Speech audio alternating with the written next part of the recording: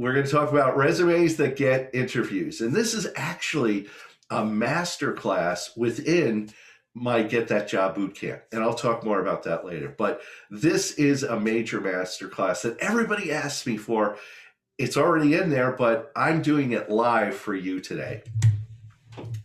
There are really some awful resumes out there. I have to say, I'd say about 20 to 30% of the resumes that I first see from clients that we have to totally take apart. Most of them, I'd say 60 to 70% are fine. They just need tweaking. And I've come to the conclusion that I'm tired of arguing about resumes and templates. I know this template works because I'm going to tell you more about that in a second. But are you one of these people that have really awful resumes? Here's some resumes that I've grabbed off the web that I've seen. Here's some awful ones. This is what people apply with. They've blocked off some of the information, but look at it. Would you read that paragraph? And if you actually read the paragraph, it's a story. It's a story. No one's going to read this. Here's another one. Now, this doesn't look bad. This looks like this person had a template or they're very creative. The problem is it breaks all resume conventions. You don't know where to start reading. I mean, there's stuff over there with lines, then there's skills that are blocks and then organizations. It's all over the place. And they have a picture of either their kid or when they were a child. I don't know why they did that. The other thing, the thing I actually like is the email, phone number, and address on the right. That's actually kind of cool. And I might incorporate it, but I'll show you mine in a few minutes. But that's actually the nice thing. I'm not going to totally tear these apart. Here's another one. Oh my gosh. Now, I'm not saying this person might have a disability. I do apologize. But don't wear sunglasses in your photo. And I actually saw a sunglass person 2 days ago on LinkedIn, and I was like, please get your picture without your sunglasses. Again, all this information's all over the place. They took their name and they put a shadow under it. And then, customer do-go sales and all of this stuff. I'm not getting information here. And he's putting clip art at the bottom. This is not a resume a hiring manager, an HR manager, or a recruiter wants to see, because again, it's a treasure hunt. You're just trying to find things. This one is actually nice. This is a basic resume.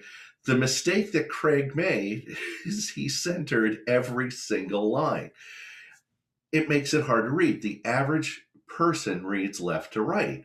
And it's very hard when you have a ragged left to go to the next thing. Now, I'm not saying it's impossible, but all Craig had to do is just hit left align and he'd have a great resume.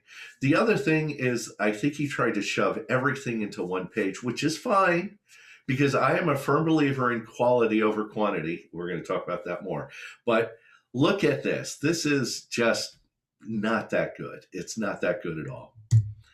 So let's start. I'm tired of tearing apart resumes. You don't want to see bad resumes, but these are the things that you run into. I run into this stuff all the time. So I'm going to show you, to give you a resume that gets you interviews. In the last 6 months, and this is why I swear by this template, in the last 6 months, my clients have gotten jobs with Google, with Apple, with Facebook. And I'm so excited because I got a call 2 nights ago from my client at like 7 o'clock at night. She was so excited. She interviewed and she got the job. So this resume has gotten jobs for 4 of the largest companies in the world. These are the toughest companies virtually to get a job with. And the resume got it in. In fact, the Amazon lady, the Amazon woman, our client, said to me, Rich, if it wasn't for your coaching and your resume template, I wouldn't have gotten into Amazon. That's exactly her words. And I said, can I quote you? Can I record you for that? So I want you to look at this resume template because it works. It works. And there are going to be people, I'm going to talk more about this. There are going to be people that are going to tear it down. Like, oh, you shouldn't do this. This is the proof. This is the proof right now. So resumes are your business card. They really are. They're the thing that gets you in the door. This is my business card, and you can see it's a little bit different from other business cards that you run into. On the back is all my information, but this is a statement. This is when I hand this to someone, people are like, "Ooh, this is a nice card," and they read the quote. Do one thing every day that scares you. I love that quote. Resumes are your business card. Everyone that you're going to run into during your job search is an expert in resumes, or they're a critic with resumes. And every person you meet, interview, or network with are always commenting on what you did wrong or how their way is the right way. It's so frustrating. It's really an agenda. I know with your friends and colleagues, it becomes a problem. They want you to feel lost, and they also want the upper hand to take advantage of the situation and to manipulate you. And I run into this all the time where it's like, I showed this to my spouse, my husband or my wife or my partner, and they really don't like this. The first words out of my mouth is, are they an expert in job search? Are they a resume expert? They went, no, and it's also a fault of the client that goes and asks lots of people's opinion on the process. They think that they're trying to get the best opinion. The problem is they're actually putting obstacles in the way to their job search. So I try not to get on the resume bandwagon too much when I coach. This is the template. If you want to use it, great. If you don't want to use it, that's fine too. I'm not going to force you, but I'm going to tell you the last number of clients that have used it, the last 6 months have gotten jobs. So, and over my 15 years, I just celebrated 15 years coaching in my practice. I've probably helped at least 100 plus clients get jobs. And the resume template I use hits it all the time. So resumes are your business card. The interview is the main attraction. So they get you in the door. So I hope you find these suggestions just suggestions. Use them if you want. Grab bits and elements if you want. So I have a few resume rules. Actually, I have 10 rules. So here are the rules. Number 1, this is the most important rule. Make it easily readable. Like you saw in those resumes, it's just not readable. They're just not readable. Don't be fancy. Unless you're looking for a design or creative position at a company, don't deviate from the normal structure, okay? Resumes are, in my opinion, the most boring document you're ever going to read. Okay, because it's someone else talking about themselves. Okay, and I have to be honest, most people are just scanning it.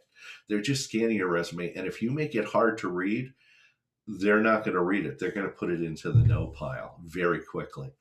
Your resume communicates a lot of information, so you need to make it easily readable, and you have to put it into a format that people can read. They expect it. It's like when you go to an encyclopedia and you're looking to learn about elephants, there are 27 volumes. You immediately go to E and you grab it out. You know that elephants are in that volume. Same thing with the resume. The average reader, the HR manager, recruiter, or hiring manager, has an idea of how they want to read this. You don't want to send them to Z or A. You want to send them to E. Have them read it the right way and give them exactly what they're looking for. Don't play around. Don't try to be fancy. Make it easily readable.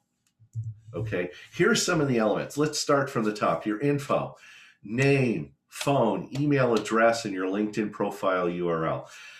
A lot of clients argue with me, do I really need to put my address in there? It's yes or no. Here's my opinion. You should. Because the average person's reading the name going, do I know this person? Then they read your phone, email, but then they look at your address. Does this person live close or far away? Or it tells them a lot about you. And a lot of people hide their address. And I'm going to talk a lot about this. when you leave stuff out of your resume, like when you graduated from college, when you leave it out, that's what we call is a gap, information gap. And when you have information gaps in your resume, the reader starts to wonder why there's an information gap. They start thinking, as we all would, the worst case scenario. Like when people leave out their college date, people automatically go, oh, this person must be 90 years old, really old. And suddenly they're making pronouncements on your resume and it's not even true. Address too. It's like, does this person have a home?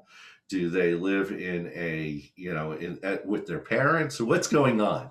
So I always say, put your address in. Your headline. I'm a firm believer in a bold headline. It needs to capture their interest. So we're going to talk a little bit more about how to wow them. Some of the statements that you put in, but you could also put your title, the actual title that you're going after, and hopefully if you're applying to a job that's listed and it's like chief data officer or chief digital officer, you can put chief digital officer right at the top of your resume, because your resume is not a static document. It actually is a living document that you change for each job that you apply for. And again, we'll talk more about that in a few minutes. Your cars, you'll see at the top, that's something new, and you're going to learn about that. Cars are phenomenal. They're challenge, action, result. Okay, that's the name, CAR. And I want you to start thinking about how to talk about your experience in CAR format. Your positions, list your positions, your education and skills. And I always say, put in your seminars, classes, online training that you've done, list those, because that shows to the hiring manager and other people that you're still learning. I'm still trying to grow myself as a resource, but show them everything. I tell people, if you've taken classes at your university or school that have bearing to the job that you're applying for, list them. A lot of people have MBA. And I go, yeah, but what classes? Oh, I took statistics, I took communication, put those down there. Okay, and then finally, your interests. This is an optional area, but I have to be honest, your interests are so important, because if you're going to be a salesperson and your main interest is, I like to sit by a wood stove and read a book, that really doesn't tell them a lot about your sales ability. If you are applying for sales, I want to hear that you're into sports and you're active and you're engaging people and you're head of a club and that you're an extrovert. Because I'm not saying there's anything bad about an introverted salesperson, but my opinion, an extroverted salesperson might get the job. So your interests are important, and the more fun your interests are, the more interesting you are to the interviewer. I have a client currently that is the head of her skydiving team. Okay, so she rarely skydives. Okay, I've never skydived. I'm so blown away by her. And I said, put that in your resume. She goes, really? I go, people will ask you about it. And it makes the interview that much more fun. And what do you think about someone that skydives? They do one thing every day that scares them. That's somebody I want on my team. Okay, so if you have an interesting interest, put it on there. Again, make it easily readable. Spacing is key. In Word and Apple Pages, set your line spacing to 1.2 so there's a little air in between the lines. The font, stick with Helvetica. Just do Helvetica. I'm not arguing. Don't do Times New Roman. It makes your resume look old and then you come across as an old fart. I don't want you to do that. Headlines. Have a clear hierarchy of headlines on how they are. So I know all caps blue, they're going to block out the sections. Be frugal with your boldface, italics, capitalization. Don't use lots of fonts. Don't use lots of sizes. Everything is the same size. except for the heads. That's it. But be frugal. As you can see, do you think it's really easy to read this resume right now? I think it is. And a lot of recruiters, hiring managers, and HR executives do too. Font sizing. Keep it 10 to 11 point, no more than 12 point. If it's bigger, it's going to look stupid. And if it's smaller than 10 point, it's going to be hard to read. You have to realize that most people don't print resumes out anymore. They're reading them on the screen, and they're reading the PDF on the screen. So anything less than 10 is going to be hard. Okay. Use action verbs. We're going to talk more about that in a little bit. Try to start each bulleted item with a strong targeted action verb that gets them. I developed, I negotiated, I improved, I led, I redesigned. These are all action verbs, okay? Get people excited about you. And then I tell people to put years. Here's another information gap that people do. They put months and years next to each thing. That's fine. But if you have a little hiccup, like I left this job June, 2020, and I started, July 2020, that's an information gap. And I promise you, recruiters are going to gap. What happened between, did you lose the job? It automatically starts them thinking worst case scenario about you. And sometimes you said, well, no. And then you have to go back and go, no. I didn't lose my job. I left that job and started this new one, but I went on vacation for 2 weeks. And suddenly you're explaining something that you don't need to explain. You're trying to recover from a negative thought that hiring manager, HR person, or recruiter had. So all I say is put years. Just keep it simple. Just keep it simple. So then they're not looking for information gaps. The last thing is no more than 3 to 4 bullets. I hate it when people have 10 bulleted items. Guess what? No one's reading all 10. No one. They're scanning. And if you have 3 to 4, and I always say quality over quantity, you have 3 to 4, it works so much better. Number 2, sell yourself with energy. That's how I want your resume to come across. I don't want you to scream at someone. I don't want you to be like this guy, hey. But what I want you to do is sell yourself with energy. Okay. First of all, okay, be professional. I want you to be professional. That's fine. Be professional, but don't be boring and don't be overly formal with your resume. I want your resume to come across with enthusiasm, with excitement, with passion. I want you to be an evangelist about what you do, because guess what? I hired lots of people in my career. Guess what? Those are the people I look for. I want people that are going to come to work every day with a full tank of gas, ready to rock and roll.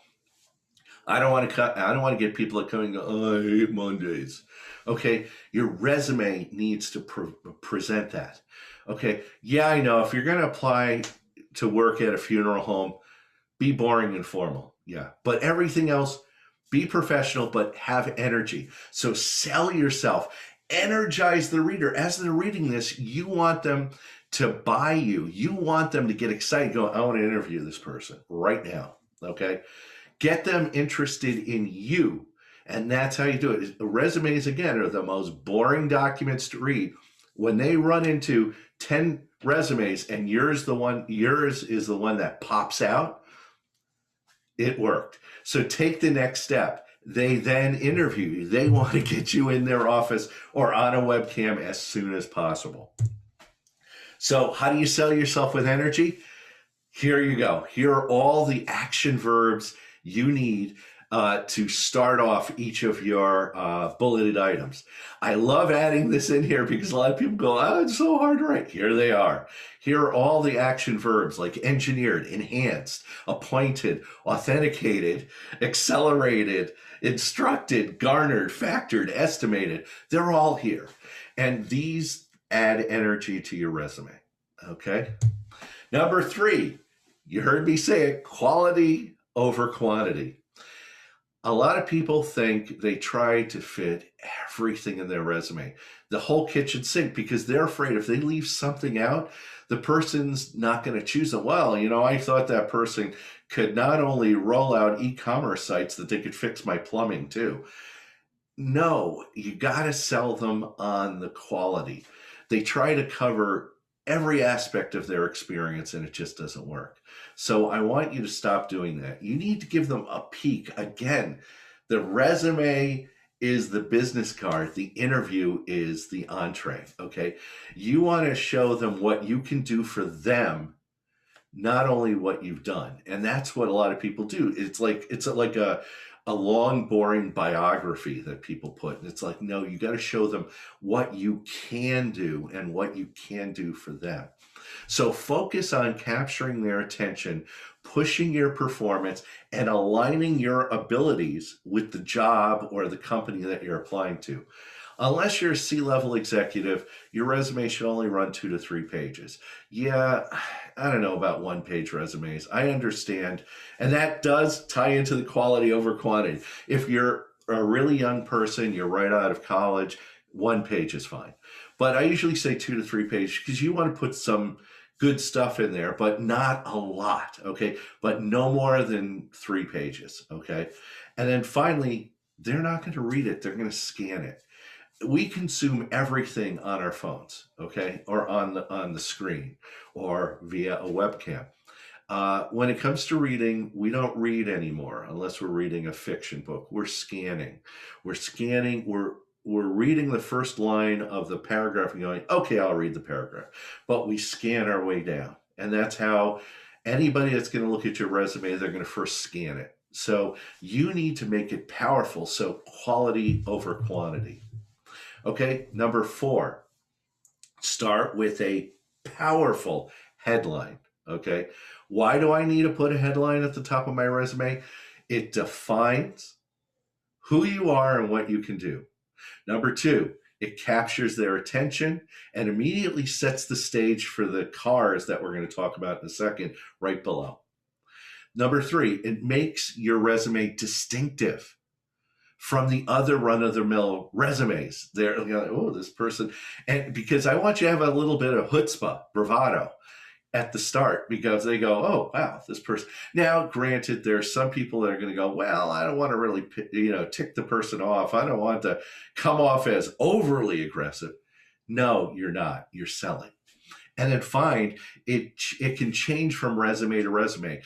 Again, your resume isn't printed at the printer, on, linen bond stock, in Times New Roman like it used to be back in the 80s. You can change your resume like that. So your headline can change. You could change your headline to the job that you're applying to. Save the resume, save it as a PDF and send it out. Here's some past client headlines that they actually use that have worked. Okay, I had one client use, I run towards fires, favorite one. It says so much. I run towards fires. When everybody else is running away, they're running towards the fire. They're fixing the problem. They see it.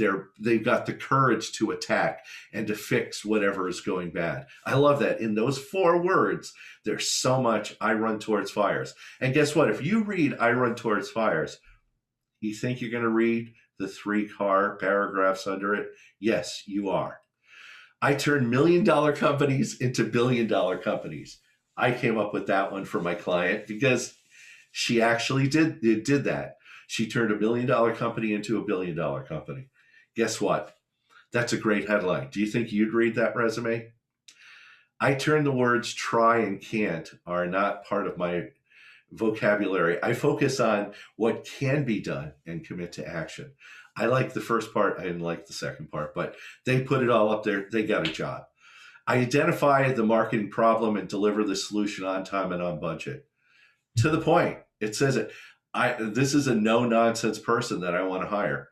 I drive $750 million of annual global product sales, and my product lines impact $4 billion of a $12 billion organization.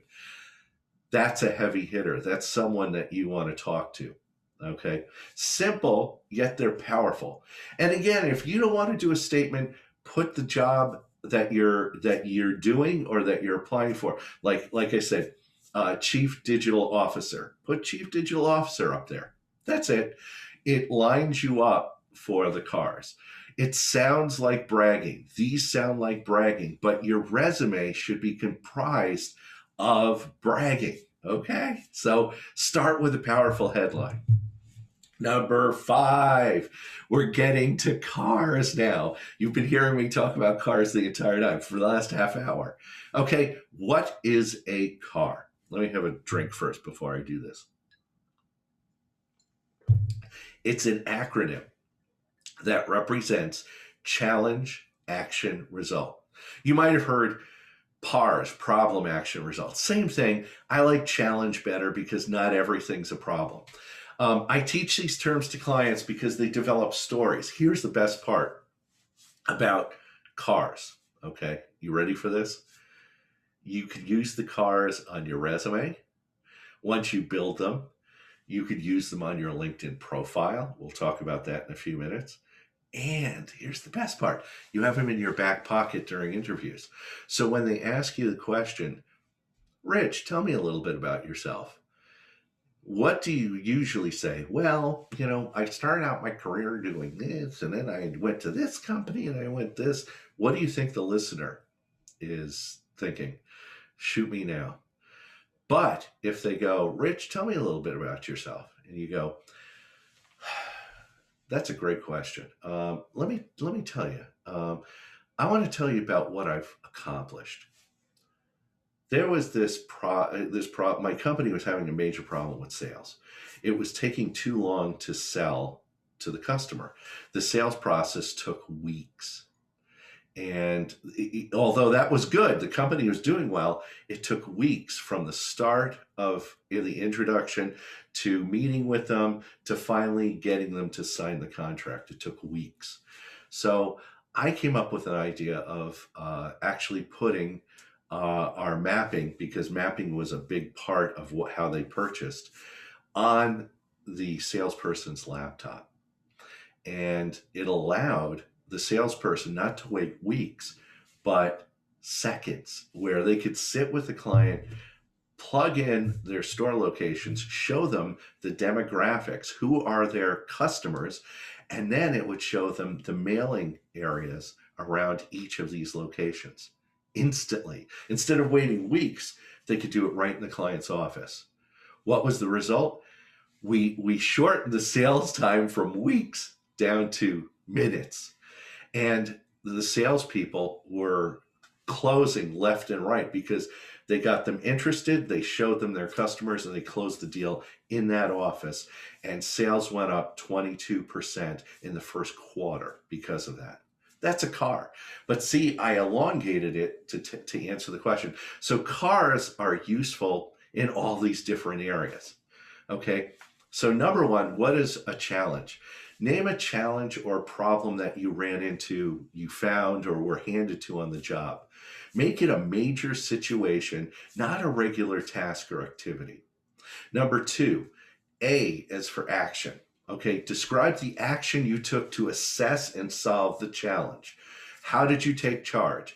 Who did you use? What out-of-the-box thinking did you employ?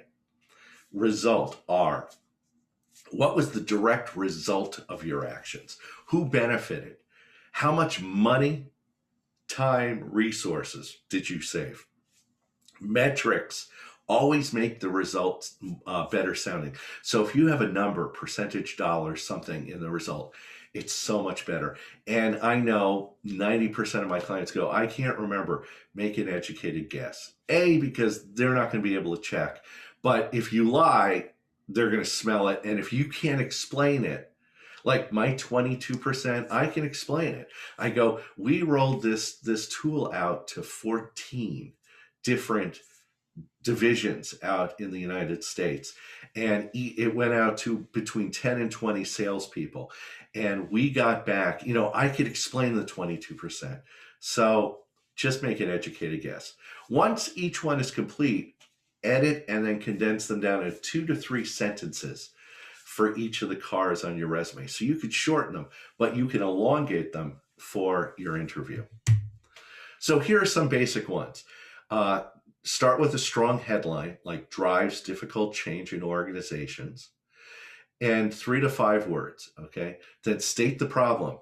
I designed and led the implementation of company's AR system, leveraging calculated algorithms with reduced store labor by thousands of hours, resulting in over 32 million in annual savings. Using metrics, 3 to 4 lines, that has been condensed down, okay, to something. I optimized the company distribution operation. Okay, so I shortened it down. But what it's really saying is the company distribution operation was not working well, so I optimized it. I relaunched the company website in 90 days. Okay, halting 10 years of negative comps and generated 50% positive comp in the first 6 months of operation. So we had a bad website. So I don't even have to say we had a bad website. Relaunched company website in 90 days. So you could really shorten them and get in, get out, tell them what you did, and you could always elongate it for the interview. Okay, number 6. So I hope you like cars. Cars are great. That's the hardest part for me to sell clients on, because they go, I don't really, most resumes don't have cars. Da, da, da, da. I'm just like, okay. You need to wow the reader in the first 10 seconds. Hit them in the first 10 seconds. Okay, the cars are usually the thing, but you need to hit them hard. People don't have the time to read through your entire resume.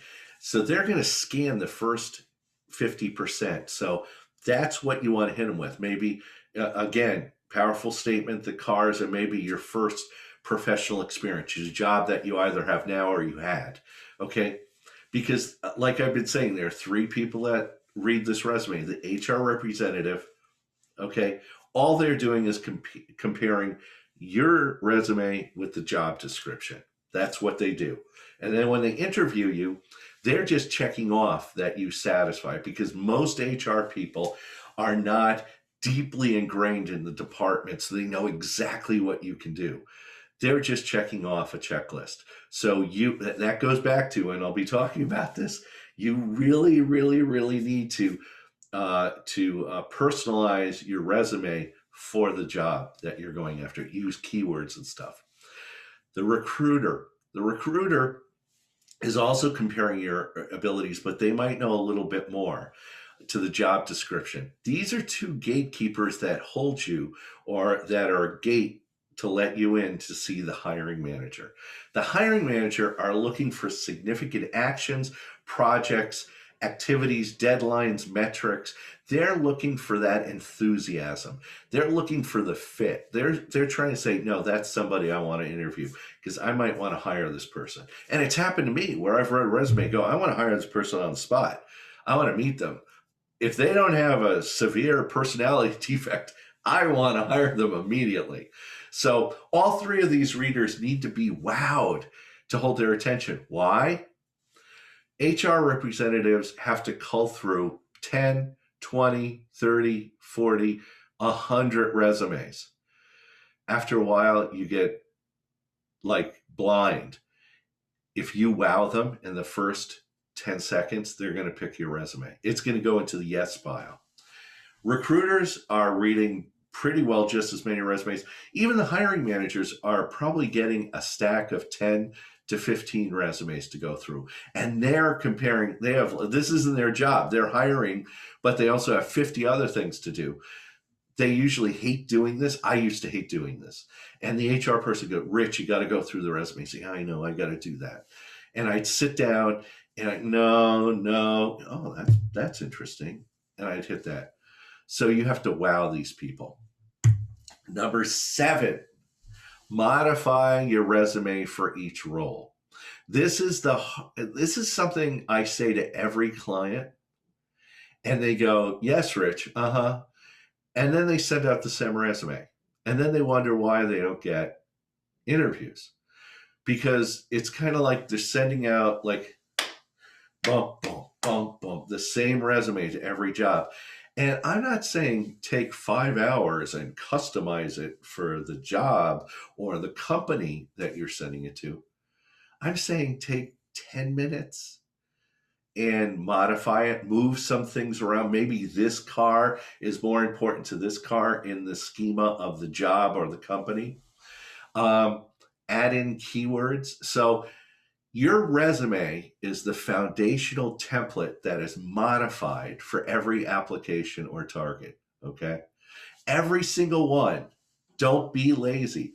Let me repeat, you will modify your resume with pertinent keywords, phrasing that most closely matches the interests and needs of the company that you're applying to.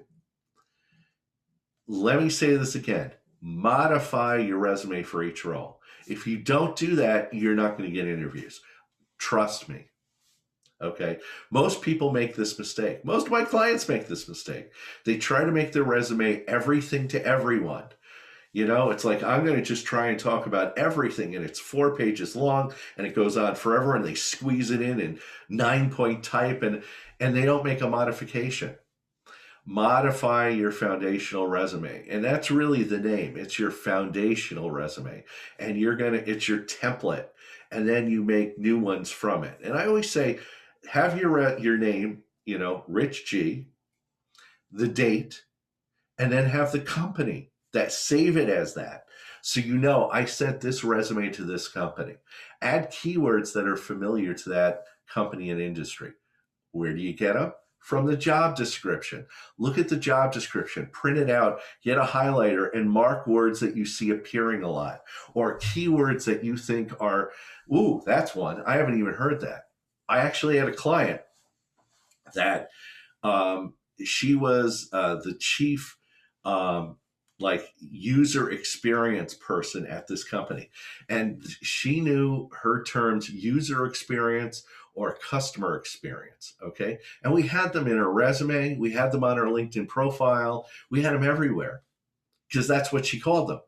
And then one day, and this is a long time ago, so you can understand, we saw the terms UX and CX, which is user experience, customer experience. And we said, oh man, maybe we should use those. So she got onto her LinkedIn profile and changed user experience to UX and customer experience to CX. Guess what? She got 3 recruiter calls in the next 3 days. It's like she turned on a light switch, and suddenly, because she changed some keywords, her resume, her LinkedIn profile was being seen. Move items around. As you read, you learn about the company. What's important to the company? What problems are they having? Move things around. If they're looking for someone, projects that are primarily in the web, on the internet or online, your website, move those elements up so they see them. Don't hide them 4 bullets down. Bring them right to the top. Add, subtract whole elements that don't apply, that might bore or even hurt you. I'm not looking for a project manager. I had project management. The last job I went in wasn't looking for a project manager. I got rid of project manager because that equated something negative to the hiring manager. Anticipate what they're really looking for. And I always say this to my clients, go to where the tennis ball is going to be hit, not where it was. You have to start running towards it to hit that ball. Anticipate what they're really looking for. And that's the hardest thing to do. But if you do a lot of research about the company and you really read the job description, you'll get a better idea of what their issues and problems are. And then you position your accomplishments and experience and knowledge to satisfy those problems. That's what a resume is. You need to wow them, but you have to speak their language, okay? And again, a lot of people go, I don't want to have to do this for every job I apply to. It's like 5 or 10 minutes of your time. And then you know some of the keywords. Number 8, okay, mirror your resume on LinkedIn. This is the easiest thing. Once your resume is done, okay, you can mirror it on LinkedIn. And when I say mirror, I want the same exact stuff. Now, there are 2 areas that are competing. There are some people that say, no, don't put everything on your resume on LinkedIn. I disagree. This is where I come in. You have to mirror it because there are recruiters that will never see your resume. they're looking on LinkedIn, they're doing Boolean searches for certain positions, and they need to read everything on your resume. Now, granted, based upon the earlier thing, well, how do I make it right for them? You can't. But you could broaden some of the things. You don't have to put all 4 bullets. You could put 2 bullets. But mirror your resume. Again, this is my LinkedIn profile, but it's like, what are the major keywords that you're going after? Put them right under your name. Don't put your title under your name. This is where this is where the search bar searches. It's searching for that subtitle right under your name. So what do I have? I have keywords there. If they're looking for a career coach, boom, my thing comes up. By the way, my LinkedIn profile is viewed between 280 and 300 times a month. So 300 people come to my thing because of my keywords. So I tell you, the power of keywords are right there. Okay. Business coach, executive coach, leadership development, virtual workshops and programs. Bang, right there. Okay. Second, in the about section at the top, I want you to put your cars, your headline, and your 3 cars. Here's my headline. I want you to reach as high as you can. Now I want you to reach 1 inch higher. That's coaching. That's what I do with my clients. I get them to reach that 1 inch higher, and then they get jobs with Google, Apple, Facebook, and Amazon. They reach that 1 inch higher. Isn't that a great headline? And then you have your cars under it. Have your cars under it. And that's so because they're going to read the about section. And when they read that stuff, it's going to be powerful. I have featured stuff because I put a lot of playbooks and articles up. My podcasts are up there too. So that's under it. So I make sure I do a lot of articles and stuff, but you can write an article. But you could also see an article that you read. You could put the link up there and it appears there. And then finally, under experience, copy and paste what you have in your resume. This is the easiest thing to do. Just cut and paste and fill the things in. And as you can see, that's right there. I'm not applying to jobs, but if people are looking at my LinkedIn profile, it's like I was responsible for multiple product lines representing over $150 million annually in sales. Wow, this guy is a heavy hitter. Yes, I am. And then I left in 2006 to start my practice. I started it and I've been doing it for 14 years, 7 months, but I'll be there in a month or 2. But that's what I want. LinkedIn is easy. Just drop it in. Number 9, distribute it in the right format. Now, you're probably saying to yourself, Rich, duh. I can't tell you how many clients, how many people during workshops, or I do a lot of resume reviews at workshops, at libraries and stuff. People have it in Word. And I go, what are you doing? They send it to me in Word. I go, send it to me in PDF. Well, isn't Word okay? No. You know why? Because they might have an earlier version of Word. They might have a Word program with the ability to see your corrections in your document and what words you changed. They might not have the font that you have, even though everybody's got Helvetica, and that's why I tell it, they might not have Helvetica, and then your whole resume looks crappy. And I'll be honest, this just happened to a client about a month ago, and I got so angry at them. I said, don't you hear when I say sending it out? Oh, I forgot. That's why this is number 9. Not MS Word, not Apple Pages, and not Google Docs. Save it as a PDF. Saving it as a PDF, first of all, that is the required format that everybody wants. Second, it stays in the layout and format and font and look and color and spacing and page alignment that people are expecting, that you expect to send it to them. No one's ever going to get a PDF that looks weird because everybody uses Adobe PDF. It's great. Just save it as a PDF, please. And you're probably thinking, this is a stupid one, Rich. No, it's not. because people will send it out in Word. And I actually had the recruiter was like, I can't read your resume. Are you an idiot? You know, and it was like on different pages, and there were huge blocks open and different fonts and different. And they're like, oh, I made a mistake. I sent it to them in Word. And as a coach, I feel like saying, are you an idiot? Did you not hear me say PDF? Send it as PDF. I can't say this enough. Okay. Number 10, don't listen to everyone, please. Don't listen to everyone. That the only person that's an expert is me. And now that you've taken this workshop, this masterclass, you're an expert on resumes. If you just stick to the template and the 10 rules that I've just told you, you're an expert. You're a much better expert than everybody else that you could talk out there. I can't tell you how many times clients will say, well, I showed this to my husband, or I showed this to my wife or my partner, and they're saying the cards are kind of stupid. And you know what I say as a client, a coach? Okay, take them out. That's fine. Let's see how it works.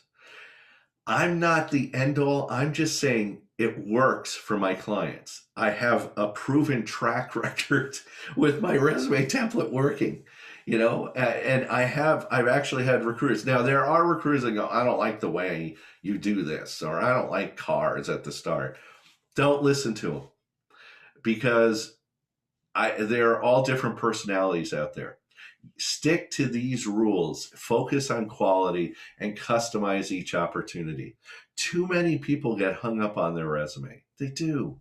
It's just one part of the entire job search process. First, it's finding the right opportunities. That's huge. Okay. And then it's building up your brand. That's your resume, your LinkedIn profile, how you interview, how you do things. Then it's getting out there and networking and meeting these key people, applying to the right jobs. It takes a lot of courage to do that. Then it's in the interview. Everybody gets hung up. I got to get my resume perfect. It's got to be perfect. And it takes weeks, months to make it perfect. And it's amazing. I'll tell a client, we're taking too long in your resume. Well, it's just not right. Get it done, stick to the template, get out there. Because guess what? Remember, I said this is your template. You're going to evolve this presentation, this resume constantly for everybody that you talk about.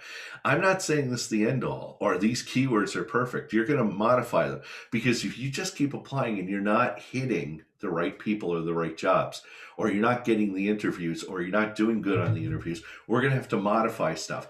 But just get your resume locked and loaded and get it out there, because it'll be a roadblock. And for the perfectionists out there that take months to do it, it's going to hurt you. It's going to take, but clients that, like, 1 week we work on their cars, second week that we work on the rest of the resume, their LinkedIn page, and within 2 weeks, everything's rocking and rolling. It's ready to go. Those are the clients that get the job at Google and Apple and Facebook and Amazon. And I'm going to keep saying that because I'm so proud of these friggin' clients. They're so great. So good luck. Good luck with everything. I hope you've enjoyed it. I've kept it to about an hour. I hope you really enjoy it. But these are the key elements that I want to talk about all the time. Here's some books. I always recommend books, because if you really want to take it out and really learn more about resumes, this is one of the best books. It's by Richard Bowles, who does What Color's Your Parachute, which is the Bible. It actually helped me find my career when I first got out of college. It's the Guide to Rethinking Resumes. This is an additional book he's built that just focuses on resumes. It's an incredible book. Okay, so check it out. Richard Bowles, Guide to Rethinking Resumes. And it's just a phenomenal book. Another book is Lose That Resume and Land the Job. Now, I've talked to you over the last hour about your resume, but this book is an extra one I throw in because, you know, at every level, he wants you, Gary wants you to bypass and reach out to the actual person. So if you want to go even one farther and be super courageous, this is a great book to read. It is wonderful. I recommend it to a lot of my clients too. It teaches you how to target and go after and introduce yourself and meet people and get them interested. And then the resume comes as a afterthought. It's very interesting. It's a great book. I love adding it in here. It's wonderful. So that's it.